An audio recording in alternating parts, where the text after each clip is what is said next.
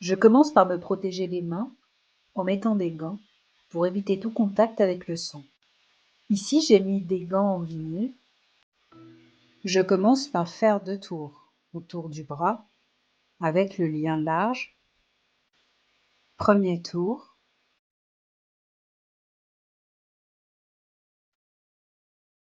Deuxième tour. Je réalise ensuite un nœud qui va servir de support à la barre.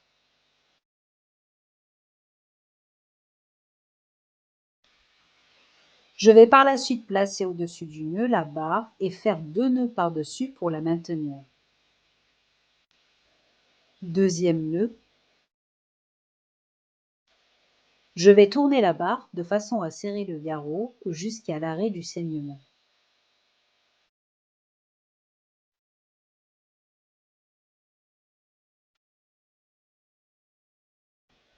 Ensuite, je maintiens le serrage en englobant la barre de façon à ce qu'elle ne se desserre pas.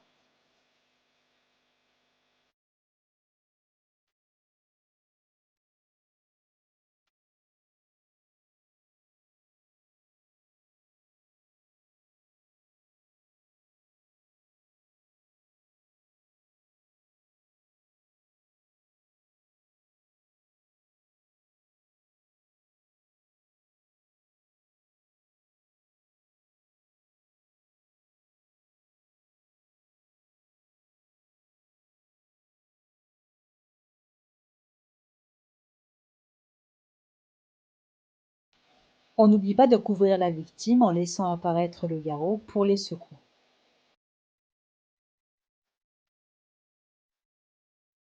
En l'absence de barre, nous allons faire le garrot uniquement avec le lien large. D'abord, faire une boucle avec le lien en le pliant en deux. Ensuite, glisser la boucle sous le membre. Glisser une extrémité du lien entre la boucle afin que le garrot entoure le membre. Serrer le nœud du garrot le plus fortement possible en tirant sur chaque extrémité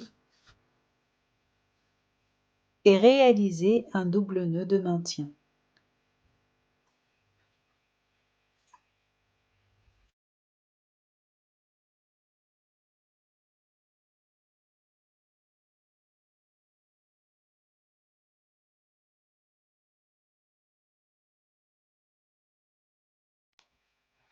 Il existe un autre dispositif appelé le garrot tourniquet qui permet d'arrêter les hémorragies externes.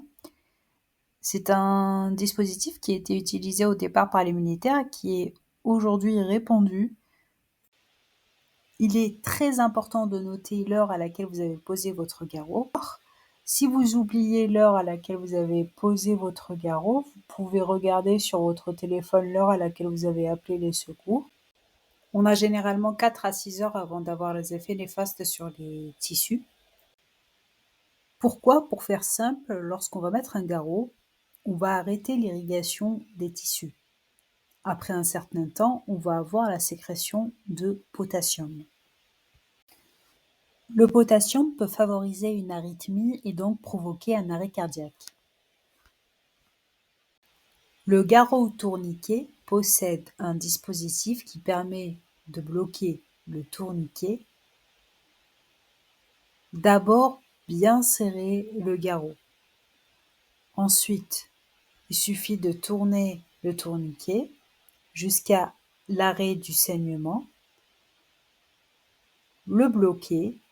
Enfin, je referme le scratch et je note l'heure. Le garrot est mis en place si la compression manuelle, directe et inefficace ou impossible. Le garrot est mis en place lorsqu'on a de nombreuses victimes, lorsqu'on a une catastrophe naturelle ou industrielle, lors d'une situation de violence collective, en situation de guerre, lorsqu'on a de nombreuses lésions, une plaie inaccessible, un corps étranger avec hémorragie. Attention, le garrot doit être situé en amont de la plaie qui saigne, entre le cœur et la plaie. Il doit être serré pour arrêter le saignement. On ne met jamais un garrot sur une articulation.